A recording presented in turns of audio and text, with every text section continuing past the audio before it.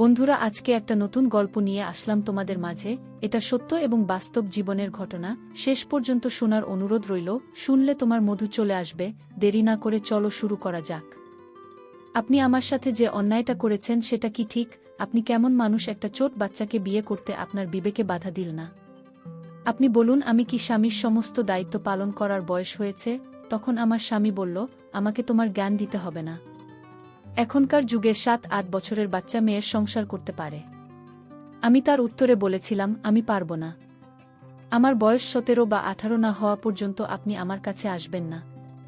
সে তখন আমায় জোর গলায় বলল, এত দম আমার কাছে পছন্দ না। তোমার বিয়ের বয়স হোক বা না হোক সেটা আমার দেখার বিষয় না। আমার কাজ আমাকে করতে দাও। এই কথাটা বলে সে আমাকে একটা ধাক্কা মেরে কাছে ফেলে দিল। তারপর জোর জবরদস্তি করে আমার সাথে সারা রাত। বাকি বিষয়টা গল্পটা শোনাচ্ছি। আমার মা কেমন আছে জিজ্ঞেস করতেন। এরপরে কথায় কথায় আমাকে উপদেশ দেয়া শুরু করতেন, যেটা তিনি প্রতিদিনই দিয়ে থাকেন। মা আমাকে বলতেন, মা আমার বোমাকে বিরক্ত করবে না, কারণ ও এখন ছোট মানুষ, তার সাথে জোর জবরদস্তি করার চেষ্টা করবি না। বাবা এখনো বয়স কম, বাচ্চা মানুষের সম্পর্ক তা বোঝার জন্য তার আরও কিছুটা সময় চায়।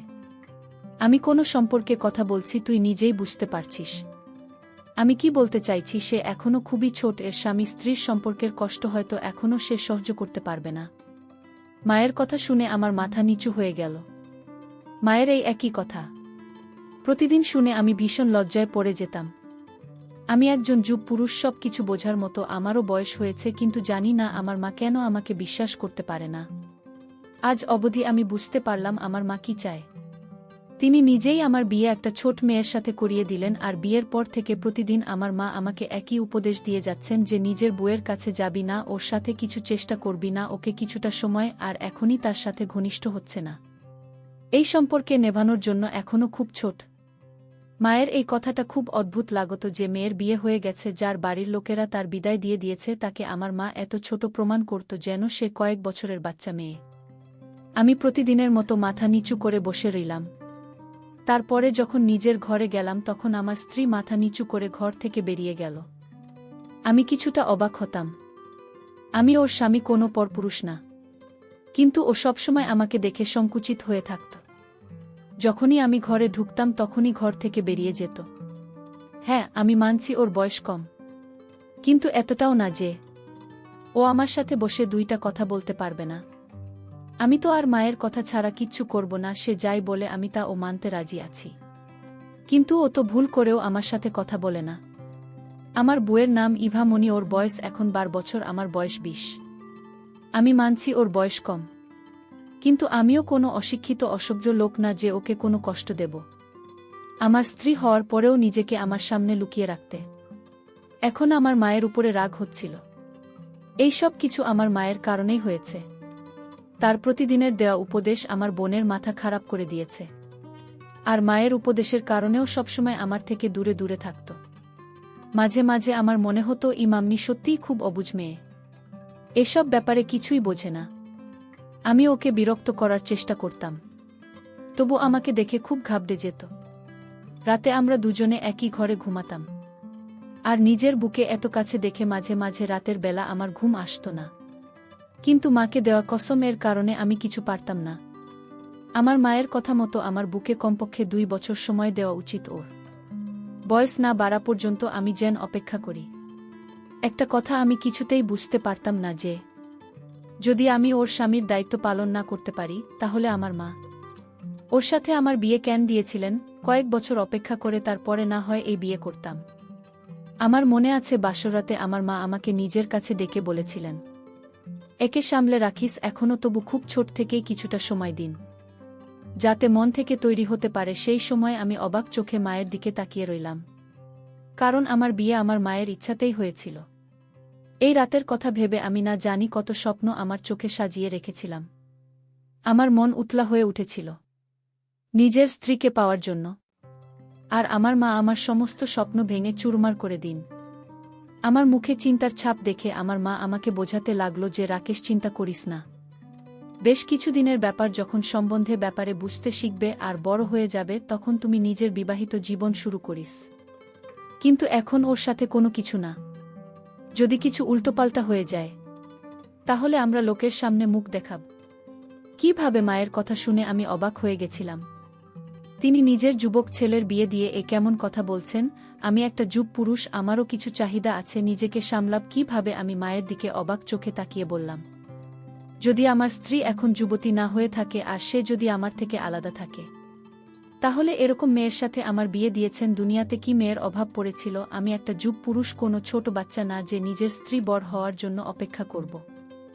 আমার কথা শুনে আমার মা লজ্জিত হয়ে বলল, সমস্যায় পড়েছি, বিয়ে তাড়াতাড়ি দিতে হয়েছে। মেয়েটা সুন্দরী আর সরল, কিন্তু অনাথ। ওর দাদা বৌদির যত তাড়াতাড়ি সম্ভব ওকে বাড়ি থেকে বিদায় করতে চায়। তাই তো ওর সাথে একটা বিবাহিত বুড়ো সম্বন্ধ দেখেছি, আমার বান্ধবীর মেয়ে। আমি ওকে এরকম অবস্থায় ছাড়তে পারিনি।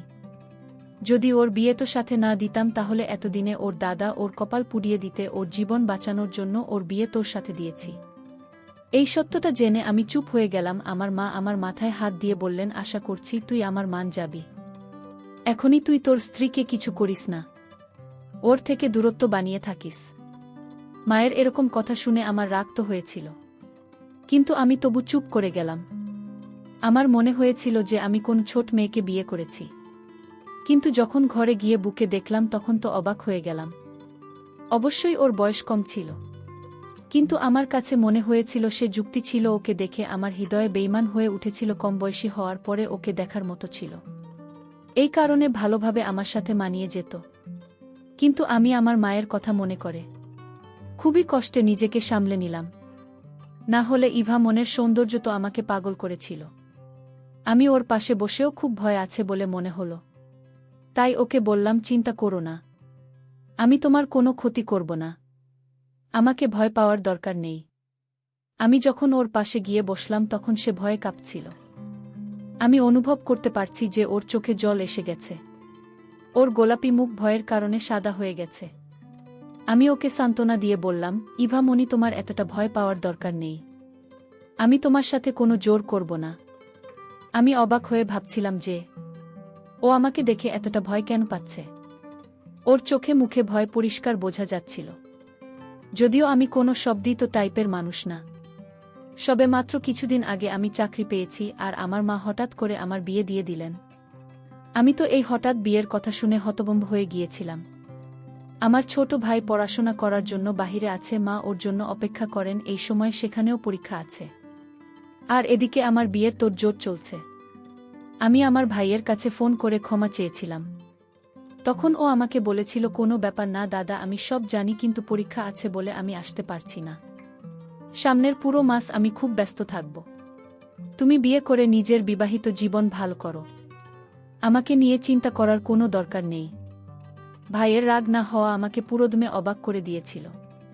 আমরা দুই ভাই একে অপরের খুব কাছাকাছি ছিলাম না, কিন্তু আমি আমার ভাই এবং বোনকে খুব ভালোবাসতাম। নিজের বিয়ের সময় ভাইয়ের অনুপস্থিতি আমি অনুভব করতে পারছিলাম, কিন্তু আমার ভাইয়ের তো কোনো ব্যাপারই ছিল না।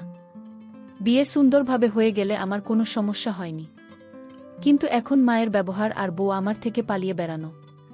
মায়ের সবসময় আমাকে উপদেশ দেওয়া যে নিজের বুকে কোনোমতে কষ্ট দিবি না, কিছুই বুঝতে পারছি না। আমার মা সবসময় বলতো, ইবা মনে এখনো ছোট বাচ্চা, কিছুই বোঝে না, এটা সেটা, কিন্তু এটাও সত্যি যে আমার স্ত্রী কোনো ছোট বাচ্চা না, পুরো যুবতী মেয়ে। ওর সেজেগুজে রেডি হয়ে নিজের বান্ধবীদের সাথে দেখা করতে যেত, তাদের সাথে হেসে হেসে কথা বলতো। শুধু আমার সাথে কথা বলতো না, ব্যাস আমি ওকে মন ভরে দেখতাম। কিন্তু আমার মাথায় সব সময় আমার মায়ের উপদেশ ঘুরতে থাকত। কিছুদিনের মধ্যেই আমার মেজাজ খিটখিটে হতে লাগল। সাধারণ ব্যাপার নিয়ে আমি রাগান্বিত হতাম। আমি একটা যুবক ছেলে, আমার আবেগ আমাকে শান্তিতে থাকতে দিত না। আমার বউ আমার বিছানাতে এক সাইডে শুয়ে থাকত। রাতের পর রাত আমার ঘুম আসত না, মন চাইত সব কিছু ভুলে আমি বা মনিকে, কিন্তু মায়ের কথা ফেলতে পারছিলাম না। যদি তিনি জানতে পারেন তাহলে আমার সম্মান তার চোখে শেষ হয়ে যাবে, এই ভেবে আমি নিজেকে সামলে করে নিতাম। এটা এমন একটা বিষয় যাতে নিজের বউয়ের থেকে দূরত্ব বানিয়ে থাকতে হচ্ছে। এখন আমার অফিসের কাজে মন বসছে না। আমি মনে প্রাণে চাই তা যখন আমি ক্লান্ত হয়ে বাড়ি ফিরব তখন আমার স্ত্রী এসে আমার যত্ন করবে।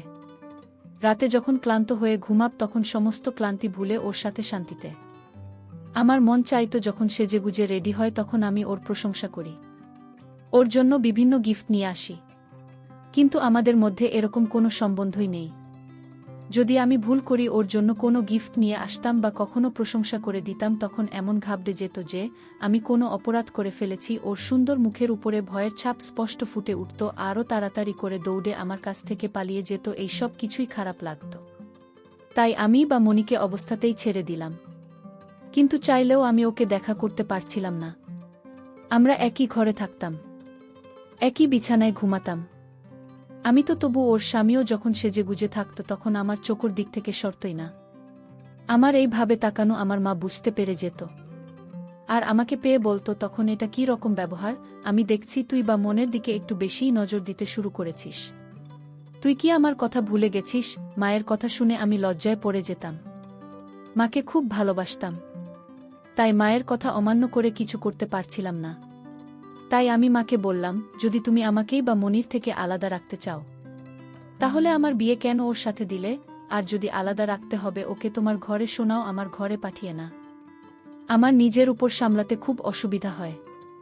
আমার মা ও অদ্ভুত, আমি ওকে দেখতে পারবো না, আমি কিছু করতে পারবো না। যখন আমি অফিস থেকে ক্লান্ত হয়ে বাড়ি ফিরতাম তখনও রান্নাঘরে কাজে ব্যস্ত থাকত। আর খাবার খেয়ে ঘরে এসে ওকে এক পলক দেখার জন্য আমি ঘন্টার পর ঘন্টা অপেক্ষা করতে থাকতাম, কিন্তু ঘরে আসতো না। ক্লান্ত শরীরে অপেক্ষা করতে করতে যখন আমি ঘুমিয়ে পড়তাম তখনও চুপচাপ এসেই বিছানার এক কোণে শুয়ে পড়ত। এরকমভাবে কাজ ছিল একবার।